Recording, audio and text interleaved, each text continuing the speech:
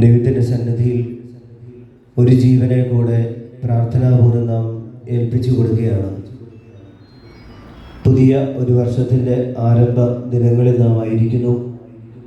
നമ്മുടെ കർത്താവ് യേശു മിശിഹായുടെ ജനനവും മാമോദീസായും ഈ കഴിഞ്ഞ ദിവസങ്ങളിൽ പ്രാർത്ഥനാപൂർവ്വം നാം ആചരിച്ച് സന്തോഷത്തിൻ്റെ ദിനങ്ങളിലൂടെ നാം കടന്നു പോകുമ്പോഴാണ് ദൈവത്തിൻ്റെ സന്നിധിയിലേക്ക് ദൈവം ബലമേൽപ്പിച്ച 58 വർഷക്കാലത്തെ ഒരു ജീവിതം പ്രാർത്ഥനാപൂർവ്വം അവസാനിപ്പിച്ച് തന്നെ ഏൽപ്പിച്ചിരുന്ന എല്ലാ ഉത്തരവാദിത്തങ്ങളും പ്രാർത്ഥനാപൂർവ്വം നിറവേറ്റി ആരുടെ സന്നിധിയിൽ നിന്ന് താൻ കടന്നു വന്നോ ആ ദൈവസന്നിധിയിലേക്ക് ഈ പ്രിയപ്പെട്ട അച്ചാൻ തിരിച്ചു പോകുക. വിശുദ്ധ സുവിശേഷത്തെ ആധാരമാക്കി ഒരൊറ്റ കാര്യം മാത്രം പറയുവാൻ ഞാൻ ആഗ്രഹിക്കുന്നു.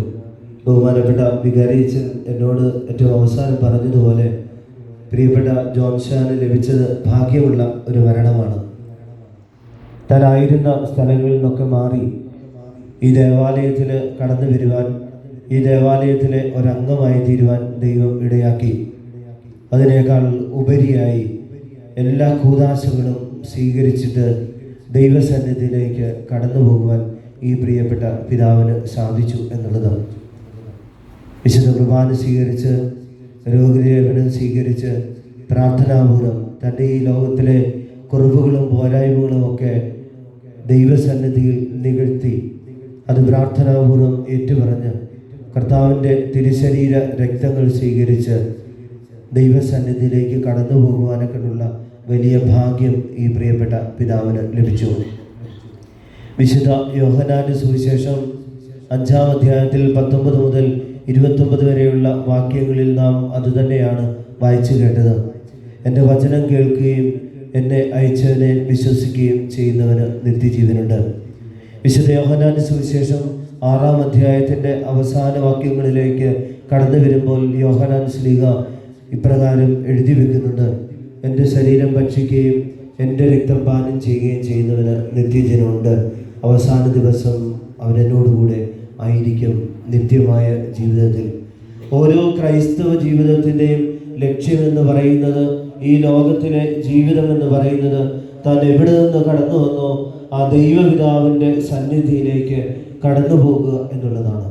അങ്ങനെ ഈ പിതാവ് 58 വർഷക്കാലത്തെ തൻ്റെ ഇഹലോകവാസ ജീവിതം വിട്ട് ദൈവസന്നിധിയിലേക്ക് പ്രാർത്ഥനാപൂർവ്വം കടന്നു പോകുമ്പോൾ, ദൈവസന്നിധിയിൽ ഈ പ്രിയപ്പെട്ട പിതാവിനെ പ്രാർത്ഥനാപൂർവ്വം നാം യാത്രയാക്കുമ്പോൾ എൻ്റെയും നിങ്ങളുടെയും മരണത്തെ പറ്റിയും എൻ്റെയും നിങ്ങളുടെയും ഇഹലോകത്തിലെ ജീവിതത്തെ പറ്റിയുമൊക്കെ ചിന്തിക്കുവാനൊക്കെയും ഓർത്തെടുക്കുവാനൊക്കെയുള്ള ഒരു നിമിഷം കൂടിയാണ് ഇത്. 5-ാം അധ്യായത്തിൻ്റെ ആദ്യം തുടങ്ങി 15-ാം വാക്യം തുടങ്ങി ഞാൻ യോഹന്നാൻ ശ്ലീഹയുടെ സുവിശേഷം വായിക്കുമ്പോൾ വളരെ കൃത്യമായി യോഹന്നാൻ ശ്ലീഹ തൻ്റെ ശ്രോതാക്കളോട് പറഞ്ഞു വെക്കുന്നത് ഇപ്രകാരമാണ്: വിധി മുഴുവൻ അവിടുന്ന് പുത്രനെയാണ് ഏൽപ്പിച്ചിരിക്കുന്നത്. പിതാവ് രണ്ടാമത്തെ വിധി മുഴുവനും പുത്രനെ ഏൽപ്പിച്ചിരിക്കുന്നു. പിതാവല്ല വിധിക്കുന്നത്, മറിച്ച് പുത്രനാണ് വിധിക്കുന്നത്. എങ്ങനെയാണ് ഈ വിധി തമ്പുരാന്റെ സന്നിധി നടക്കുക? ആദ്യമേ ഞാൻ ഓർമ്മിപ്പിച്ചതുപോലെ വിശുദ്ധ സുവിശേഷം വളരെ കൃത്യമായി നമ്മെ പഠിപ്പിക്കുന്ന ഒരു കാര്യമുണ്ട്. ഈ ലോകത്തിന് അപ്പുറത്തുള്ള ഒരു ജീവിതമുണ്ട്. അത് നിത്യമായ ജീവനാണ്. അത് ആരുടെ സന്നിധിയിൽ നിന്ന് മനുഷ്യൻ ഈ ലോകത്തിലേക്ക് കടന്നു വന്നുവോ അവൻ്റെ സന്നിധിയിലേക്ക് തന്നെ തിരികെ ചേർന്ന് താൻ ചെയ്തിട്ടുള്ള എല്ലാ പ്രവൃത്തികൾക്കും കണക്ക് ബോധിപ്പിക്കേണ്ട ഒരു ദിവസം ഉണ്ട് എന്നുള്ള ബോധ്യം.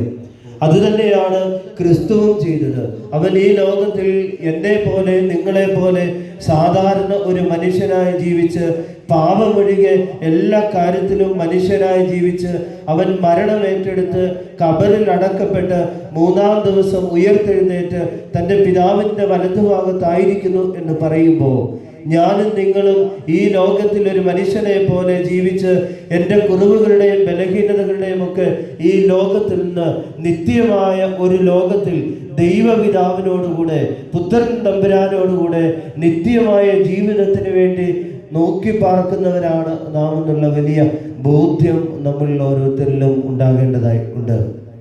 അതുകൊണ്ട് ഈ ലോകത്തിൽ ജീവിക്കുമ്പോൾ ഈ ലോകം മാത്രമാണ് എല്ലാമെന്ന്, ഈ ലോകത്തിലെ സുഖ സൗകര്യങ്ങളും ആഡംബരങ്ങളും ധനസമ്പാദ്യങ്ങളും മാത്രമാണ് എല്ലാമെന്നുള്ള ചിന്ത പലപ്പോഴും നമ്മെ ഭരിക്കാറുണ്ട്. അതിനനുസരിച്ച് നമ്മുടെ ജീവിതങ്ങളെ നാം ക്രമപ്പെടുത്താറുണ്ട്. പക്ഷേ പ്രിയമുള്ളവരെ, നാം മനസ്സിലാക്കേണ്ട യാഥാർത്ഥ്യം, ഈ ലോകമല്ല നിത്യമായ ജീവിതം. ഈ ലോകത്തിലെ സുഖങ്ങളും സൗകര്യങ്ങളും